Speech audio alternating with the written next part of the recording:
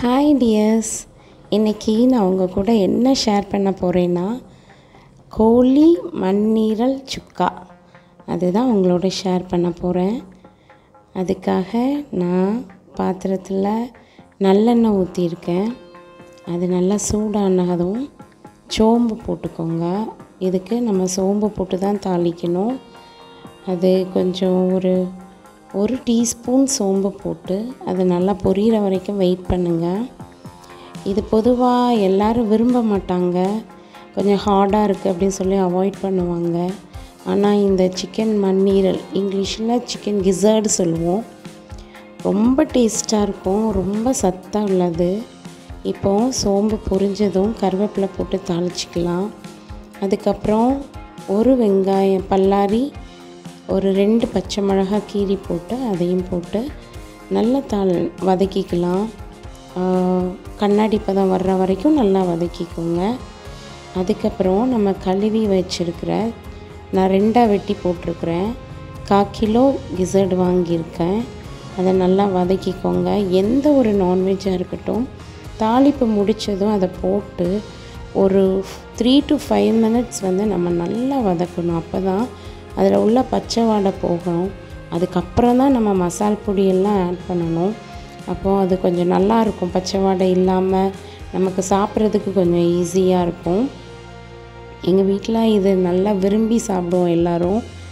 இப்போ அதோட மஞ்சள் பொடி ஆட் பண்ணியிருக்கிறேன். அதுக்கப்புறம் காரத்துக்காக வத்தல் பொடி கொஞ்சம் ஆட் பண்ணுறேன். இதில் வத்தல் பொடியும் காரம் போடுவேன், மிளகு பொடியும் ஆட் பண்ணுவேன். அதனால் அதுக்கேற்ற மாதிரி போட்டிருக்கேன்.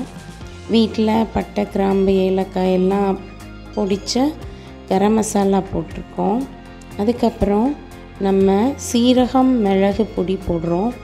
அப்படி வீட்டிலே அரைச்சது தான். 100 கிராம் மிளகுக்கு 50 கிராம் சீரகமும் கொஞ்சோண்டு உப்பும் சேர்த்து மிக்சியில் நல்லா சுற்றி வச்சுக்கலாம்.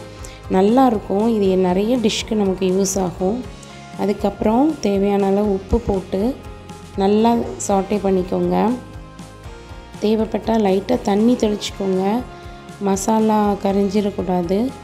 நல்லா தண்ணி தெளிச்சிட்டு ஒரு 2 minutes சாட்டே பண்ணிவிட்டு அதுக்கப்புறம் அது வேகிறதுக்கு தேவையான அளவு தண்ணி ஊற்றிக்கோங்க. தண்ணி ஊற்றிட்டு 2 கிண்டி ஒரு கொதி வர்ற வரைக்கும் வெயிட் பண்ணுங்கள். ஒரு கொதி வந்ததும் நம்ம மூடி போட்டு வேக வச்சிடலாம். இது ரொம்ப ருசியாக இருக்குங்க. நிறைய பேர் விரும்ப மாட்டாங்க, ஆனால் அவ்வளோ டேஸ்ட்டாக இருக்கும். நிறைய சத்து இருக்குது. Protein rich. நம்ம ஒரு நாளைக்கு எடுக்கக்கூடிய ப்ரோட்டீனில் 1 கப் கிசர்டில் 88% இருக்கான், ஒரு ரிசர்ச் சொல்லுது. துத்தநாகம், பாஸ்பரஸ், அதாவது ஜிங்க், பாஸ்பரஸ் ரொம்ப அதிகமாக இருக்கான். அதே போல் B12 விட்டமின் அதிகமாக இருக்கான் அந்த சிக்கன் கிசர்டில். அதனால் நீங்கள் கண்டிப்பாக செஞ்சு பார்க்கணும்.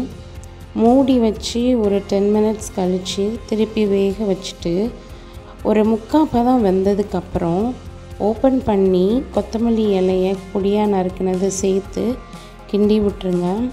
கிண்டி விட்டுட்டு ஒரு 10 நிமிஷம் நல்லா வேக வைங்க. எனக்கு கிசர்ட் வெந்துட்டு, ஆனால் கொஞ்சம் தண்ணியாக இருக்கிறதுனால நான் கொஞ்சம் திருப்பி நல்லா கிண்டிக்கிறேன். கிண்டிட்டு அது நல்லா தண்ணி வற்றினதுக்கப்புறம் நம்ம எடுத்துக்கலாம், ஸ்டவ் ஆஃப் பண்ணிடலாம்.